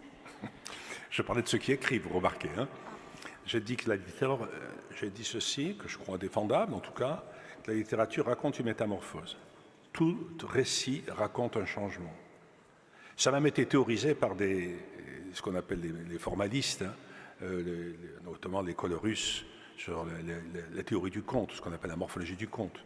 Ça doit dire quelque chose peut-être à certains d'entre vous, ce qu'on appelle le schéma actantiel. Il y a un sujet qui cherche un objet, qui passe par des adjuvants, enfin, qui montre que tout récit, quel qu'il soit, obéit même à la même logique. Ça vous dire, ça a été, il ne faut pas non plus exagérer, mais peut-être un jour vous lirez ce livre qui s'appelle Morphologie du conte, d'un théoricien russe qui s'appelle M. Propre, qui dit au fond tous les contes racontent la même chose. Ils sont sur le même schéma actantiel. Et c'est quoi ce schéma actantiel? C'est celui d'une métamorphose. Donc, est-ce que lorsque nous le lisons, nous changeons? Je ne sais pas. Peut-être quand même.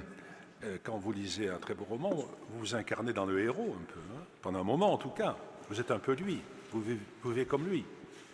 Et peut-être que dans cette lecture, vous-même vous évoluez au fur et à mesure de votre identification au héros. Enfin, je le répète, je me plaçais du point de vue des auteurs, et ce que je dis du roman est encore plus vrai dans le conte. Les contes, c'est une mutation. Vous avez lu les contes de Voltaire, Candide, Zadig, vous prenez Candide au début et vous le prenez à la fin, vous avez quelqu'un qui a changé, qui a muté, qui a eu toutes les expériences et qui a abouti à une sagesse qui n'était pas celle qu'il avait au début. Et même ceux qui se prétendaient théoriciens de la pensée, vous savez, dans Candide, il y a toujours le philosophe qui s'appelle Pangloss, ça veut dire la langue qui parle de tout, mais qui ne dit jamais rien, et qui l'accompagne, qui à la fin, il veut parler, il dit oui, ça va, bon, oui, Pangloss, ça suffit, allez, profitons, vivons, cultivons notre jardin. Hein. Même le conte est une histoire de métamorphose. C'est encore plus vrai, évidemment, je ne pouvais pas en parler, ce serait trop long, mais enfin, c'est un domaine très intéressant dont je vous conseille la lecture, dans ce qu'on appelle les contes fantastiques, notamment les contes de la fin du XIXe siècle. Si vous lisez Barbey d'Aurevilly, ou si vous lisez les contes de Villiers de l'Isle-Adam, vous allez trouver ça poussé très très loin, à la limite d'ailleurs du conte fantastique, c'est-à-dire avec des éléments irrationnels, les cas qui relèvent du mythographique. Mais ça dit la même chose. Je vous conseille de lire les contes de Barbey d'Aurevilly, ou tout simplement d'ailleurs de Mérimée, dont je suis aussi un grand défenseur. Hein, Lokis de Mérimée, par exemple, c'est l'histoire d'un homme qui devient à moitié ours, ou des choses comme ça. Vous remarquerez d'ailleurs que ce sujet est revenu à la mode aussi dans le cinéma. Hein, les personnages qui deviennent animaux, hein, la mouche, des choses comme ça. Ce sujet n'a pas quitté complètement l'imaginaire humain. Il y a un monsieur qui pose une question. Une autre question, levez bien le doigt, ici, le micro circule, ça y est. Allez-y. Je ne vous entends pas, monsieur. Il est branché, ce micro? Oui. Parlez très fort, il y a une très bonne acoustique dans cette auditoire.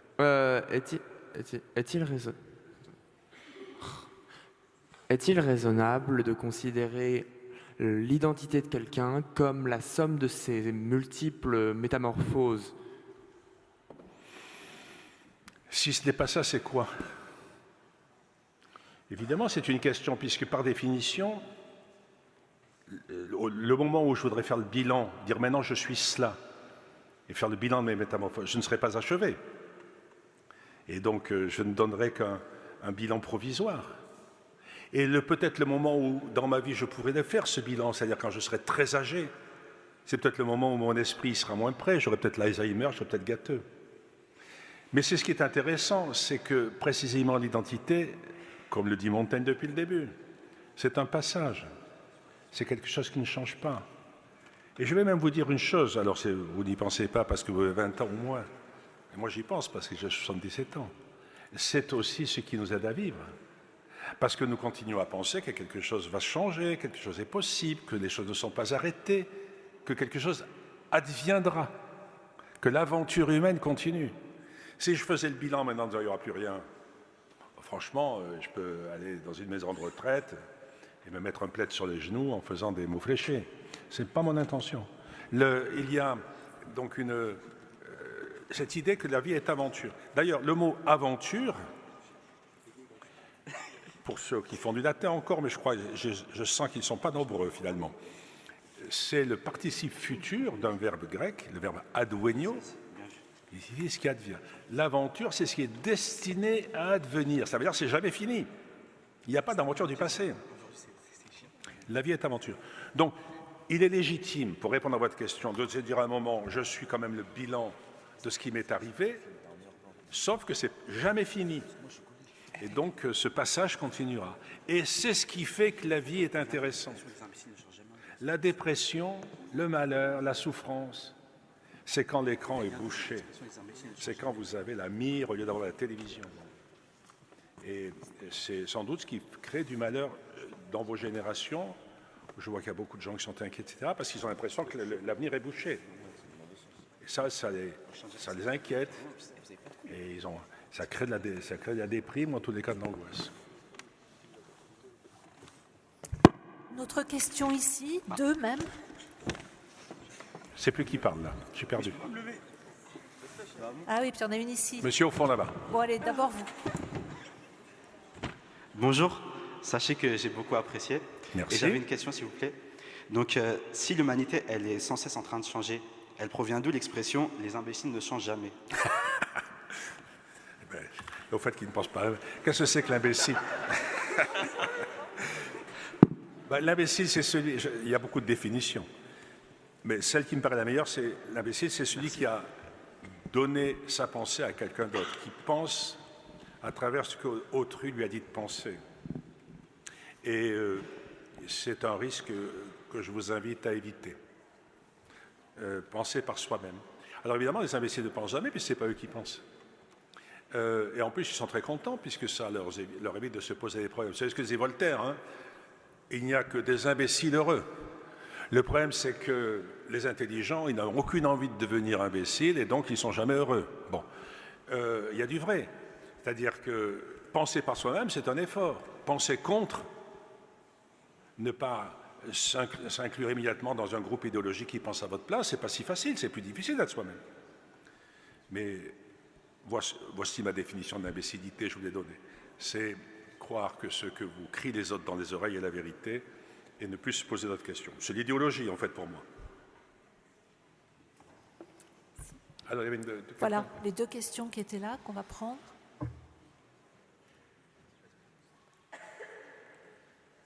Bonjour monsieur.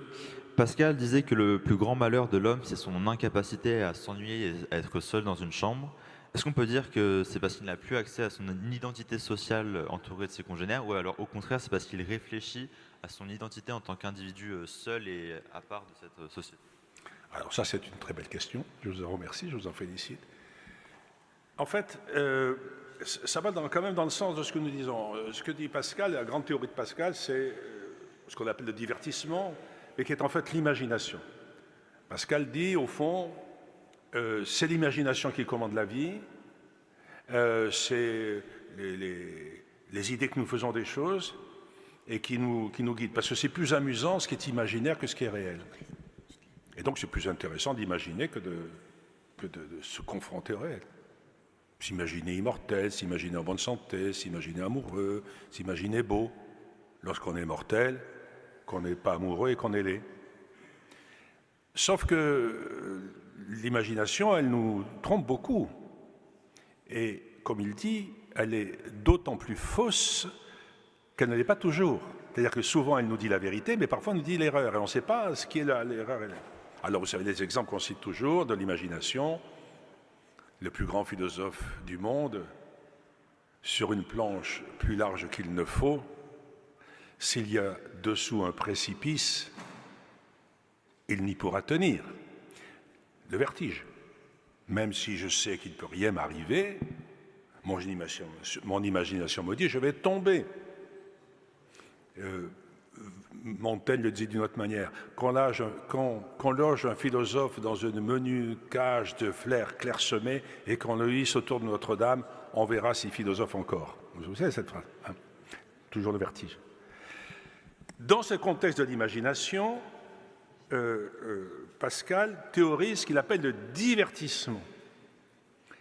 Pour accéder à l'imagination et pour être dedans, nous nous divertissons. Diverto, nous nous détournons. Pour ne pas penser à nous-mêmes, nous nous changeons, nous divertissons. Nous ne voulons pas penser à nous-mêmes. Et donc, toute l'activité humaine, dit Pascal, est commandée collectivement par l'imaginaire, privativement par le divertissement. Et le divertissement, c'est la chasse, les jeux, l'amusement, etc. Alors, il y a de très... Je pense que vous avez lu ces textes, n'est-ce pas, hein, ne diriez-vous pas que ce magistrat, dont la vieillesse vénérable impose le respect à tout un peuple, etc., et qui se met à éclater de rire, ou celui qui chasse alors que son fils vient de mourir, il dit, vous croyez qu'il est triste, mais non, il est là à regarder par où le sanglier va passer. Divertissement. Et Pascal dit, lorsqu'il n'y a ni l'imaginaire en action collective, ni le divertissement en action privée, on est face à soi-même, et là, on est terrorisé, on est désespéré. Alors, c'est parce que, à ce moment-là, on est condamné à ne se penser que dans son identité la moins ouverte. Ma condition mortelle, ma solitude, l'incertitude du monde dans lequel je suis, l'incompréhension du monde qui m'entoure. Pascal est obsédé par l'idée qu'on ne comprend rien à ce qui nous entoure. hein, le silence éternel de ces espaces infinis, la puissance de la folie de la puissance publique, la vérité en deçà des Pyrénées, l'erreur au-delà. Pourquoi me tuez-vous? Eh mon ami, vous ne demeurez pas de l'autre côté de l'eau? Vous voyez, toute cette façon de raisonner sur la folie humaine, sur les frontières, sur la violence. Et donc je pense au fond que la pensée de Pascal ne contredit pas ce que nous avons vu aujourd'hui, simplement elle est ancrée dans une question métaphysique. Pour Pascal, la condition humaine, c'est une condition qui relève de la question métaphysique, c'est-à-dire la condition mortelle, ce qu'il y a après la mort, c'est-à-dire l'enfer ou le paradis, le destin, et que si nous nous pensons qu'à ça, si nous nous enfermons à cela, ben nous sommes profondément malheureux, profondément angoissés. C'est une vision métaphysique chrétienne, janséniste, et même dans le christianisme très particulier, janséniste, qui est celle que nous ne pouvons rien faire pour nous-mêmes si nous ne sommes que nous-mêmes, sauf espérer la grâce de Dieu. Donc c'est quand même une structure assez particulière. Mais vous voyez, ça peut s'inscrire parfaitement dans notre réflexion, et je vous félicite de votre question, qui est une très très belle question. Y a-t-il une autre question justement à côté? On en prend encore Oui, allez-y, monsieur. Du coup, vous nous avez présenté deux dimensions de la métamorphose, telles que le mythe et également du coup le rationnel. Mais dans ces deux dimensions, c'est-à-dire que si nous allons vers la mort, est-ce que la mort présente un mouvement? La mort présente? La mort présente-t-elle un mouvement? Ben oui, c'est la thèse en tous les cas. De toute façon, alors, il faut déjà croire à une spiritualité pour penser qu'il y a une réincarnation. Bon, ça, je n'ai pas dit que j'y croyais, j'ai dit que c'est une manière de comprendre le monde, hein, c'est une lecture du monde. Rien ne sert à rien. Mais vous savez, nous avons dans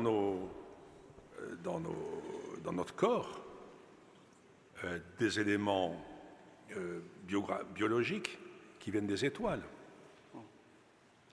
Et nous avons, quand nous mourons, quand quelque chose meurt, alors c'est moins vrai pour les hommes qui généralement sont honorés, enterrés, ou que ça, quand une plante ou un animal meurt, il se transforme en fertilisateur de la nature. Il permet à la nature de repousser. Comment fait-on pousser des plantes si ce n'est avec du fumier, avec des lisiers? C'est ce qui est mort qui permet que les choses vivent encore. Et donc c'est ça ce qu'on appelle le cercle pythagoricien. C'est-à-dire qu'il n'y a rien de mort dont il ne naisse pas quelque chose de vivant. Alors la mythologie croit que c'est vrai pour l'âme, qu'il y a une réanimation, une réincarnation. Bon, c'est une crédulité. Mais ça dit quelque chose de cette réalité vraie, que même quand nous mourrons, quelque chose de nous restera. Et puis, je vais vous dire, si ce n'était, admettons que ce ne soit pas vrai physiologiquement, alors que ça l'est cependant, c'est une vérité physiologique. Quand nous mourrons, nous ne sommes pas morts, parce que nous avons des gens qui pensent à nous, que nous avons formés, à qui nous avons laissé des traces. Oui, Wam, dit le cher Ovide. Tacite, le grand historien Tacite, a écrit une biographie de son beau-père qui s'appelait Agricola, qui était un général qui s'est fait appeler Agricola parce qu'il a été un des colonisateurs de l'Angleterre et du monde germain. Eh bien, il dit à la fin, il dit, pourquoi est-ce que je fais cette apologie d'un homme mort, au fond, pourquoi j'en parle? Bon, certes, parce que c'est mon beau-père, qu'il a fait des choses magnifiques, et je veux garder sa mémoire. Mais surtout parce que le fait qu'il soit mort m'oblige à continuer à penser à lui. Et il dit, au vrai, le vrai tombeau des morts, c'est le cœur des vivants. Tant que nous parlons de quelqu'un, tant que nous pensons à lui, tant qu'il a laissé des traces, comme ça doit être vrai pour des parents qui sont morts, moi mes parents sont morts il y a très longtemps, je parle avec eux tous les jours. Je parle avec ma mère tous les jours. Et donc là, les gens qui ne sont plus là sont encore là quand même. Et ça n'a rien à voir avec la spiritualité, ça n'a rien à voir avec la physiologie. C'est un rapport à cette longue chaîne des vivants qui est celle de la gratitude, de la familia. Chez les Romains, excusez-moi, je suis un peu lent, mais chez les Romains, il y a des fêtes absolument centrales qu'on se trouve dans toutes les civilisations, qui sont des fêtes au cours desquelles on va parler avec les morts. Les parentalia, la fête d'Anna Perena, où on va sur les tombes, on s'installe, on bouffe, on verse un peu de vin sur les tombes en espérant que ça va traverser, qu'ils vont les atteindre, on discute avec eux, on passe une journée tranquille, on se rappelle des bons souvenirs, et puis on repart, un peu pompette, en ayant un peu bu, on a passé une journée en famille. Bien, cette mythologie-là, vous la trouvez beaucoup dans les pays d'Amérique du Sud aussi, vous la trouvez pratiquement dans toutes les civilisations. Les morts ne sont pas morts, voilà, c'est ça l'idée au fond. Et je crois que c'est une idée très riche pour les civilisations. Le jour où nous croyons que rien de ce qui était avant nous ne compte, où nous n'avons plus de souvenirs, où nous n'aimons plus ce qui nous a précédés, nous avons ressombré dans l'animalité et dans la barbarie. Je crois qu'il y a une question là. Oui. Oui, Monsieur devant, là. Peut-être s'arrêter, les gars, parce qu'il est minuit moins 10, là. C'est l'heure de l'apéro, là. Alors. On prend deux dernières questions, mais je crois qu'il y en a une troisième. Allez-y, monsieur. Est-ce que vous ne pensez pas qu'il y aurait quand même des choses qui ne changent pas ou qui seraient bon de ne pas changer? Par exemple, on est avec un certain code génétique, avec certaines idées qui ne changent jamais. Est-ce que vous pensez qu'il y a quand même des choses qui sont amenées à ne pas se métamorphoser? Bien entendu. Mais je n'ai pas dit qu'il fallait à tout prix quitter tout ce qu'on aime et tout ce qu'on est. Hein. Je dis simplement que la métamorphose se fait. L'ADN, évidemment, nous montre que nous avons une identité biologique très forte. Mais en même temps, ce qui est très frappant lorsqu'on regarde des jumeaux qui ont été élevés séparément, des jumeaux qui sont vraiment homozygotes, qui ont eu exactement le même code génétique, s'ils sont élevés séparément, ils ont des vies très différentes. Ils se ressemblent, mais ils ont des vies très différentes. C'est-à-dire que quand même ce qui fait notre déterminisme, et qu'on pourrait croire comme un déterminisme très fort, fait des êtres extrêmement différents. Et le déterminisme peut jouer sur des détails, mais pas sur des choses générales. Je peux donner encore un exemple, c'est un peu long, mais je vais vous donner juste un exemple personnel.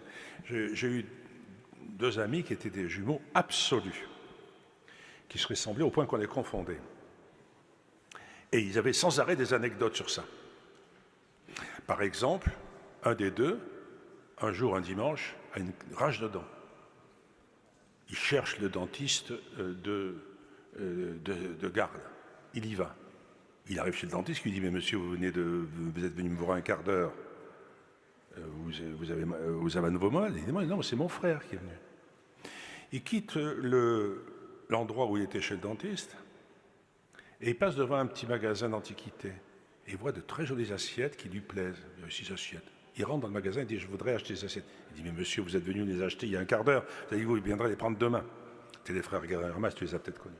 Alors, il y avait plein d'anecdotes comme ça, où un des deux arrive à Orly à l'avion, il y a un taxi qui l'attend, qui dit « Monsieur, vite, montez dans l'avion, il faut que je vous amène tout de suite chez l'oculiste parce que votre frère vient d'avoir un début de glaucome. » Il va chez le truc, il dit « Vous avez un début de glaucome, monsieur ?» Donc tout leur corps était le même. Rage de dents, mal aux yeux. Mais ils n'avaient aucune chose comparable dans leur passion. L'un était un mystique qui travaillait à l'échange entre les religions. L'autre était complètement indifférent à tout ça, buveur, chasseur, etc. Autrement dit, l'organisation physiologique se voit dans le corps, mais l'esprit, les rencontres, le hasard, je sais quoi, est quand même assez différent. Et donc, je crois que ce que nous avons de commun est très fortement commun et d'immuable, vous avez raison, il y a de l'immuable en nous, n'empêche pas l'aventure de la vie, je ne crois pas. Madame. Vous nous avez dit que pour se connaître soi-même, on devrait être entouré, mais est-ce que ça veut dire que si on est seul, on ne pourra jamais se connaître? Alors, un moine vous dira le contraire. Les moines, les ermites, qui vivent seuls dans la solitude, les chartreux. C'est une expérience que je n'ai pas, je ne sais pas ce qu'on peut en dire, mais je crois que c'est quand même une expérience limite, extrêmement liée à une vision très spirituelle des choses. On le trouve aussi dans les sagesses hindoues, des gens qui vivent à poil toute la journée, ou dans le cynisme grec. type qui vivait sur une colonne ou dans un tonneau, Diogène. Mais ce sont des expériences limites qui relèvent du spirituel. Je ne dirais pas que ça n'existe pas. Enfin, ce n'est pas l'expérience commune quand même. Et je pense que l'expérience commune, c'est quand même vivre avec. Et d'ailleurs, le moine lui-même, le solitaire qui quitte le monde, c'est pas pour vivre avec lui-même, c'est pour vivre avec Dieu. Ou pour vivre avec sa communauté. Ou pour vivre avec la règle qu'il a choisie, celle de Saint-Benoît, celle de que sais-je. Et donc, on ne peut pas dire non plus que même dans cette extrême solitude, où il s'oblige lui-même à se lever à 2 heures du matin pour aller prier, où il ne parle pas à table, là encore, il a adopté quelque chose des autres pour être lui-même. Je dirais que même dans le solipsisme absolu, dans la solitude absolue, dans la vie repliée sur soi-même, on est encore plein des autres. J'avais eu l'occasion de discuter avec des sœurs Clarisses quand j'étais maire de Périgueux, parce qu'il y avait un monastère de Clarisse qui était un monastère de Carmel très enfermé, ça me paraissait très bizarre. Et j'avais dit à cette mère supérieure, une jeune femme d'ailleurs, je dis mais enfin vous n'avez pas peur d'avoir une vie perdue là, vous perdez votre vie, non? Elle m'a dit mais monsieur, une vie donnée, ce n'est pas une vie perdue. J'avais trouvé que c'était très juste. Elle avait donné sa vie à quelque chose quand même. Alors, c'est ce qu'elle croyait. Bon, moi, ça me paraissait incroyable de s'enfermer dans un couvent toute sa vie. Mais, donc, elle continuait à être reliée. Et qu'est-ce qu'il fait, le moine ou la bonne sœur, quand elle prie? Elle prie pour qui? Pour les autres. Donc, il n'y a pas, quand même, le blocage n'est pas aussi absolu que ça. Mais je reconnais que c'est un peu un cas limite, ça, c'est clair. Allez, dernière question, puis nous en avons fini. Monsieur. Vous m'entendez? Oui, bonjour, monsieur, bonjour à tous. Alors moi, je voulais simplement, modestement, me permettre d'ajouter une petite nuance. Oui. Car vous avez parlé donc de la littérature comme lieu de prédilection pour l'expression des métamorphoses, de leurs sentiments, mais pas de l'inverse. C'est-à-dire, vous n'avez pas évoqué de tentative littéraire de décrire un immobilisme. Par exemple, je pensais à Dostoïevski dans ses Carnets du sous-sol, j'imagine que vous connaissez, qui décrit donc un être qui n'évolue pas, qui reste stagnant. On peut penser aussi à Pangloss, vous l'avez évoqué, qui lui va garder la même doctrine et donc ne pas changer, se refuser aux mutations et aux métamorphoses. Voilà, donc ma question c'était peut-être, je ne connais pas réellement le courant du nouveau roman, mais il me semble que lui aussi a tenté donc de transcrire la non-métamorphose de l'être. Voilà. Vous avez parfaitement raison. Alors évidemment, il y a de très nombreux exemples dans la littérature de textes qui s'installe dans un contre-courant. C'est particulièrement vrai chez Dostoïevski. C'est vrai dans Crime et Châtiment aussi. C'est vrai aussi dans beaucoup de sottis, comme chez Gide, par exemple, les caves du Vatican. Des gens qui veulent tellement cesser de dépendre qu'ils décident de se confier au geste spontané. Vous avez cité aussi d'autres exemples. Bien sûr qu'on trouve cela, mais ces textes s'inscrivent contre l'histoire de la littérature précisément. C'est une résistance au romanesque, c'est une négation du romanesque. Et l'exemple que vous citez à la fin du nouveau roman le prouve parfaitement, puisque le nouveau roman, c'est une école qui a décidé de s'inscrire contre le romanesque, contre l'illusion romanesque, contre la légende que raconte Dumas, Balzac, ou que c'est. Alors tout ça, c'est du pipeau, tout ça, c'est des histoires pour enfants. C'est pas ça que la littérature doit dire, elle doit dire ce qui est, décrire les choses. Donc ce sont des contre-courants, évidemment, il y en a eu beaucoup même, mais qui ne sont que des contre-courants. Le nouveau roman, d'ailleurs, a produit quelques textes intéressants, mais enfin, il n'a pas survécu beaucoup. Et quand vous regardez les best-sellers aujourd'hui, c'est pas du tout que je vais y faire de la promotion pour ce type de livre, d'ailleurs que je ne lis pas, mais quand vous regardez Lévy, Musso, etc., c'est alors complètement dans ce que je dis.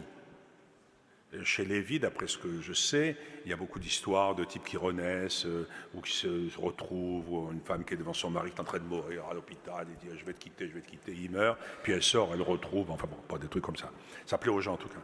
Mais ce que vous décrivez existe, mais je répète, c'est plutôt dans un système de contre-courant, encore que l'exemple de Dostoïevski soit peut-être plus intéressant encore. Mais enfin bon, je ne peux pas détailler, mais vous avez raison, mais ce n'est pas la tendance majoritaire. Hein, voilà. Allez, une dernière question, puis fini. Mademoiselle, là, qui est... Non, il y a un monsieur et une demoiselle, les deux.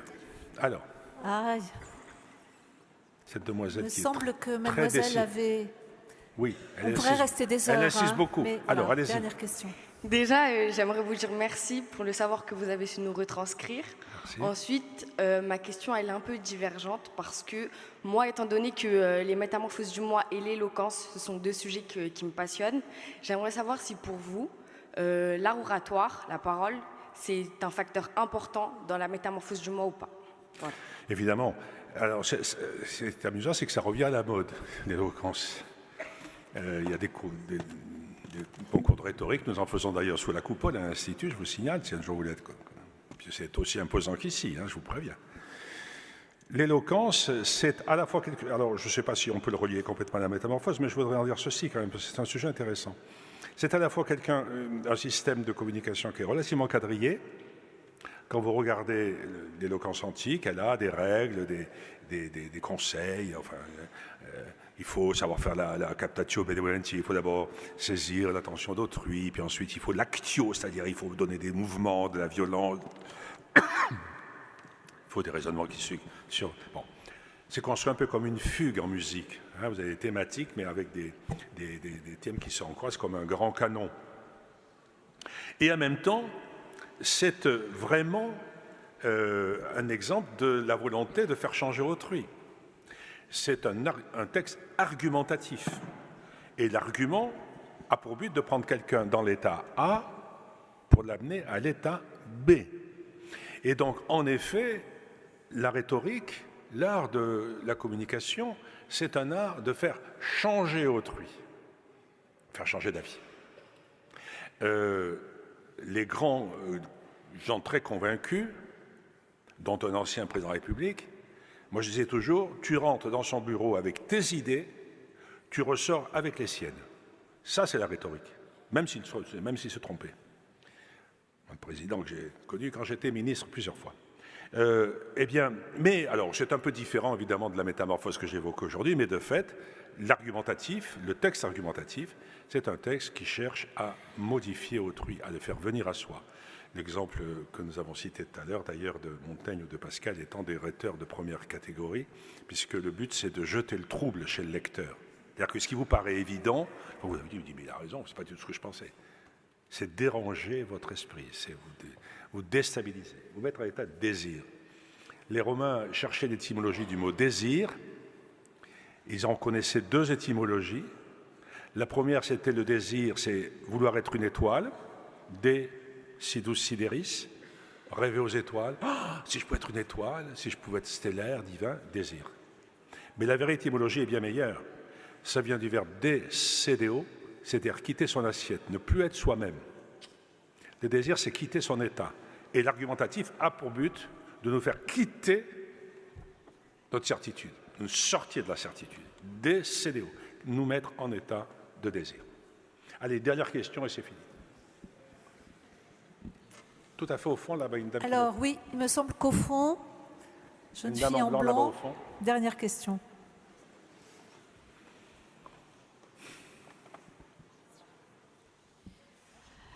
Bonjour, monsieur Xavier Darcos. Ma question, c'est justement, vous avez parlé par rapport aux métamorphoses, qu'en général, c'était une punition.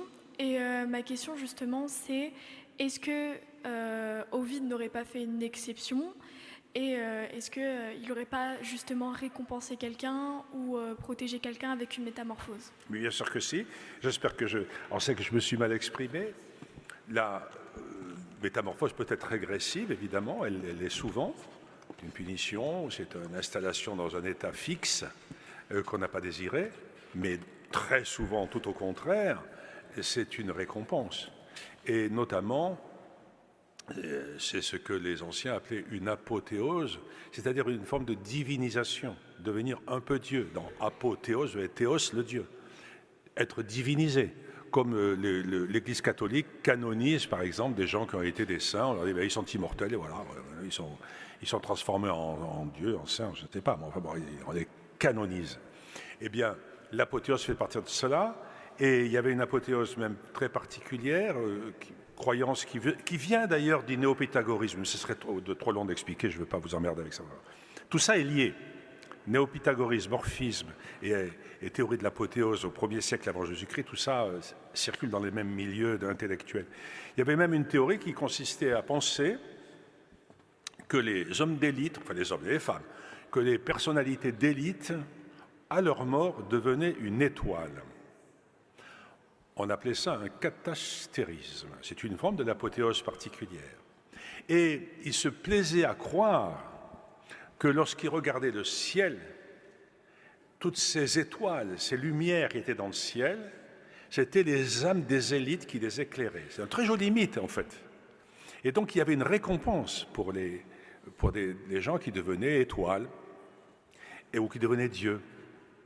Alors, on s'en moquait, hein. L'empereur Vespasien, comme tous ses prédécesseurs, avait été divinisé. Il sent qu'il est très malade et qu'il va mourir. Il dit « Oh là là, je sens que je vais devenir Dieu ». Donc, il y avait une ironie même vis-à-vis de cela.